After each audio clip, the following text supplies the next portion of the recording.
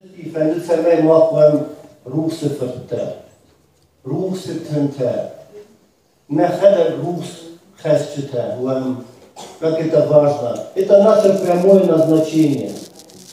Не прямой хотсауэр идуи задача. Самая мах рух скатсам.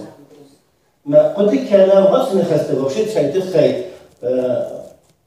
Находа мы нахи бабастам. Хотсауэр скатсу вас не хасте, а бомба хасте. Конечно, это так. И я даже думаю, это по плану Божьему. Чтобы мы еще раз вспомнили и подумали, задумались о себе, ношу ли я свет. Хасен Хусаурус, вина.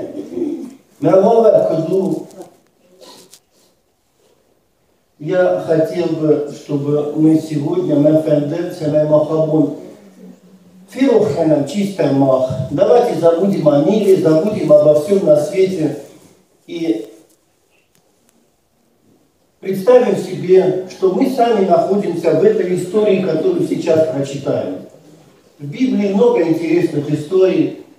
Вера целых Библии не дает. Но Алла Бенатару богодухновенно. И давайте сегодня тоже окунемся в одну историю. Все ее мы знаем. Вот, еще раз давайте прочитаем ее и подумаем, о чем она нам говорит. Еще раз. Давайте прочитаем. Иоанна 8:1-6. Ну, 1 пока. Все эту историю знаем. Молчание. Зунас история. Перцова подвигена. Сенезер Хусава. И мы читаем. Иисус же пошел на гору Елеонскую. Здесь всего несколько слов. Мы все знаем, куда он шел, для чего он туда шел. Он шел, да, Кубамасади. Хакат Бената Библии Бирай, где он вот есть вот через пивацию, Иска Хохма, Самаюнага, Базадай. Куда я тянут Новый Завет автофистской, когда же ты хочешь молиться, закрой за собой дверь, да? Это обозначает, что уединись, Базай Хусайна 1 на 1. Дезерт дуа, думемачью, уйсахен. Мы базай Хусайна 1 на 1. Фендемен очень дезерт, что Макуда Хустан Кавказадам Гарая Хосерге. Израиль ахам хастайна. Израиль, Махирам Сахустан Заря, Хоху Арта, Газон, Витаевская. Нет, там не такие горы.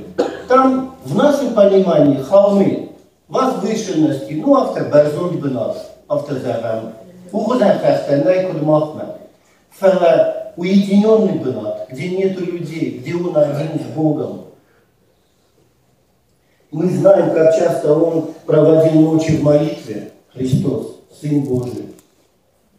Как он это часто делал. Силы для служения Богу мы получаем где? В молитве. Когда мы общаемся с Господом, мы что делаем? Молимся. И вот Христос делает это очень часто, и для нас это должно быть примером. Если Христос придавал такое большое значение молитве,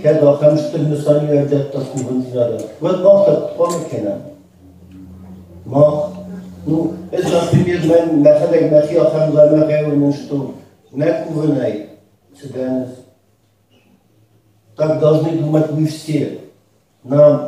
Нас связывает с Господом наша молитва, наше обращение к Нему. И если мы подумаем, то самый большой недостаток христианской жизни – это недостаточное усердие в молитве. Потому что Господь действует через тех людей, которые много молятся. Он через них работает, Он с ними разговаривает. Но ведь мы все хотим, чтобы мы были детьми Божьими по-настоящему. Вот этого нам не хватает. Усердие в молитве, которую нам много раз показывал и учил этому Сын Божий Иисус Христос. Мы читаем дальше, по-моему. 22 стих. А утром он всю ночь был там, а утром опять пришел в храм. И весь народ шел к нему, И он сел и учил их. Это были люди в то время, мы же помним, когда 400 лет не было слова, и были просто, люди ходили к фарисеям, за тем, чтобы узнать, кто сам нахас, но фарисеи это были люди, обремененные грехом. Они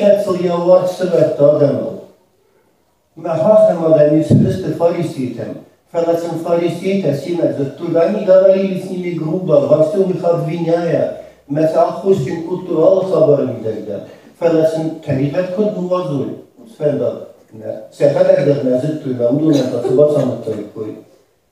Вот. И люди уходили такими же грешными, такими и пришли. Это делали фарисеи. А теперь мы говорим о Христе. А Христос обращался с людьми как врач. Как врач, который хочет рассказать тебе, как исцелить твою болезнь, если мы внимательны к Его Слову. Но давайте представим, вот Христос сидит, вокруг собралось много людей. Я не знаю, но это я просто представляю себе. Что через Тибада, когда люди собрались. Я уверен, что Христос, каждое слово Его было божественным. Все Его слова были проникновенными. И вот Он говорит Слово Божие. Он рассказывает людям, как начать новую жизнь,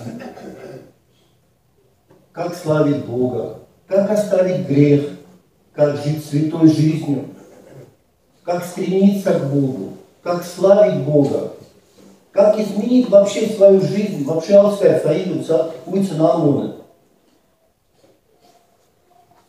Я уверен, что там была глубокая тишина.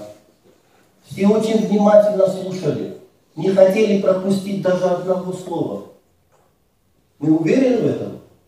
Конечно, конечно. Как сегодня нам не хватает этой внимательности.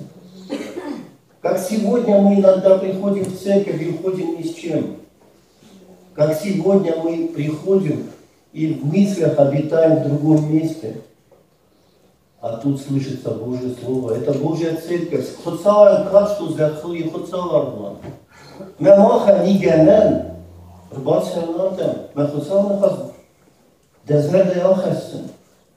Эту возможность даже не все имеют.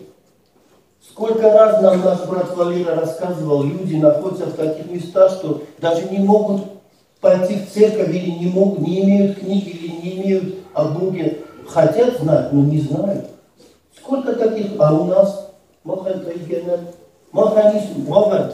нам ничто не мешает, кроме нас самих.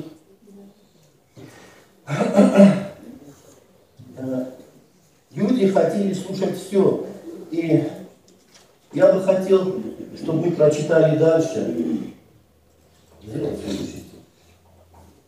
И тут вдруг эта тишина нарушена. Что происходит? И мы читаем. Тут книжники и фарисеи привели к нему женщину, взятую в прелюбодеянии, и поставив ее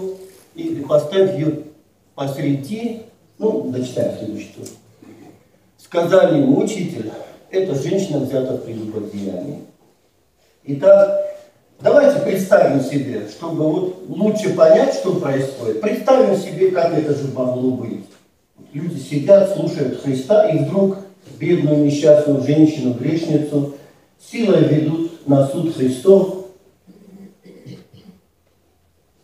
И у них, я представляю себе, по фильмам, если через по книгам, как они были одеты, фарисеи, книжники, они были хорошо одеты, у них почтенные бороды, на их лицах гнев, в их душах все кипит, как это она совершила такой грех.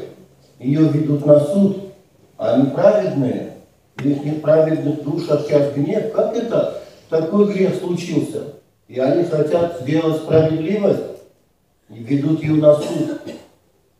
Они богословы. Они могут всех научить Божьему Слову. учителя. И вот, давайте подумаем, я бы хотел, чтобы мы с обоих сторон посмотрели. Вот фарисей. А давайте подумаем, как же выглядит эта женщина. Она дрожит от страха в руках святых отцов. И вот ее ведут на суд Христа, она о нем много раз слышала и знает, что это самый святой учитель, который сейчас в Израиле. И ей страшно от этой встречи. Что он ей скажет? В ее сердце страх, и она знает, что ни люди, ни Бог ее не простят. И она ждет смерти. Вот представим себе вот такую картину. И она знает, что от этого учителя ничто не скрыто. Она много слышала о нем, что он все знает. Как же отнесется он к ней? Она в страхе ждет смерти. А когда-то, она была невинной девочкой, которая мечтала когда-то выйти замуж, иметь детей, создать семью. Да, но грех – это самое ужасное, что есть в мире. Грех – это такой яд, который отравляет хуже змеиного яда. Он уносит мир, спокойствие, покой на сердце и всякую святость. Грех из сердца человека. И давайте сейчас подумаем, вот что мы тут видим. Цвет там, ценен вкус там, история. Вот эта история о чем нам говорит? Мы тут видим два вида греха. В лице этой женщины здесь явный открытый грех. В самом грубом виде. Прелюбодеяние, да? Но грех по миру гуляет в другой форме. Грех по миру гуляет в другой форме. Его очень много. Это вот ее обвинители. Обвинители этой женщины, явились перед лицом Христа в наружной чистоте. Все так фасцердают. У них пренебрежение к этой женщине, они ищут справедливости, и у них внешняя ихняя святость, которая скрывает их внутренний грех. Их внутренний грех скрытый, его не видно, а внешность у них правильная, они негодуют, они хотят вот исполнить закон Моисея. Они ищут правды, скрывая свой внутренний мир. И вот у них кажущаяся ненависть к греху. И, конечно, они этим поступком не столько истину ищут, а сколько хотели сами возвыситься в глазах людей и показать, какие они правильные. Ну и, конечно, хотели унизить Христа. Читаем дальше. Иоанна 8:6. Говорили же это, искушая его, чтобы найти что-нибудь к обвинению его. Но Иисус, наклонившись низко, писал перстом на земле, не обращая внимания на них.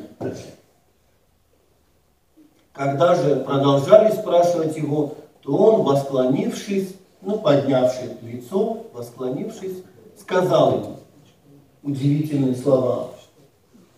Давайте вникнем, что в этих словах, что произвели слова Христа. Вот эти несколько слов вообще поменяли всю ситуацию. Тут пришли барсвесты, самарасскеджита, тарилачин салгуй магадбаку той,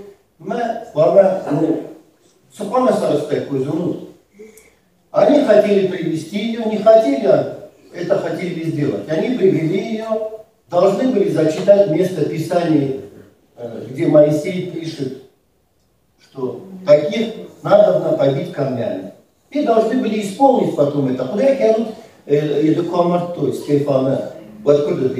Даже Сайдам оттирала, что я не знаю почему, это им папа, это им это благословил он их, давайте исполним закон Моисея. И тут это должно было произойти. Но всего несколько слов Христа все изменили. И эти слова: кто из вас без греха Первый брось в нее камень. Кто из вас без греха?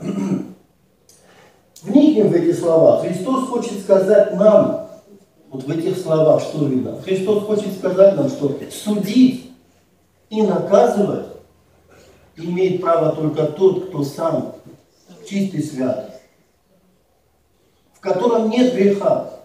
Кто из вас без греха? Начинайте судить. Начинайте наказывать. Вы имеете право, кто без греха.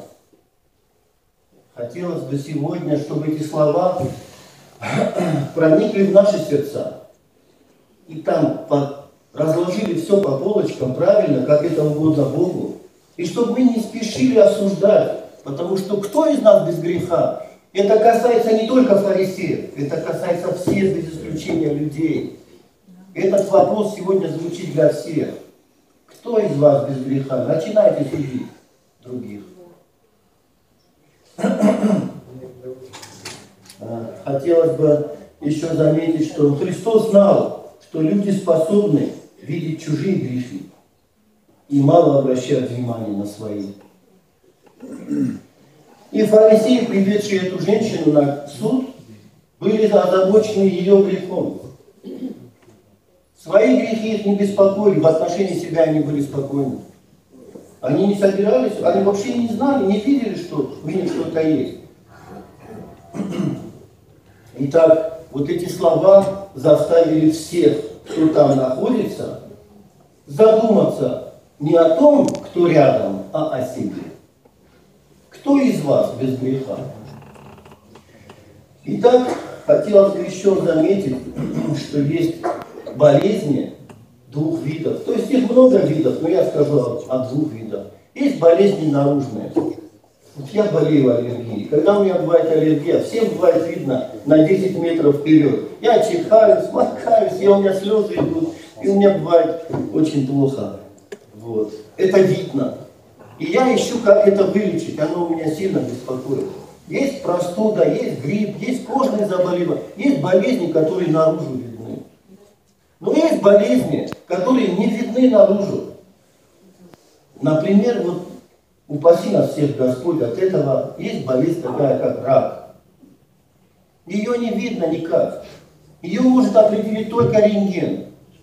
Только он может определить. И когда врачи, доктор фина, что вот в сердце доктора появляется, знаете, какая мысль? Этот человек обречен на смерть.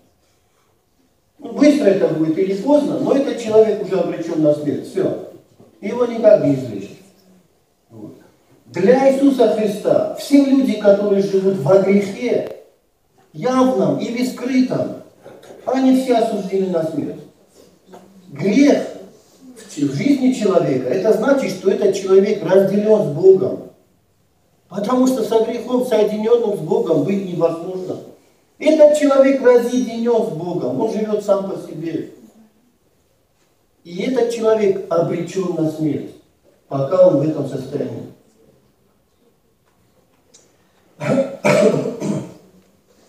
Для Христа нет разницы, скрытый грех это или открытый. Но у кого грех виден, у кого болезнь видна, он что ищет? Он ищет исцеление. Его легко лечить, потому что я низок, темезене.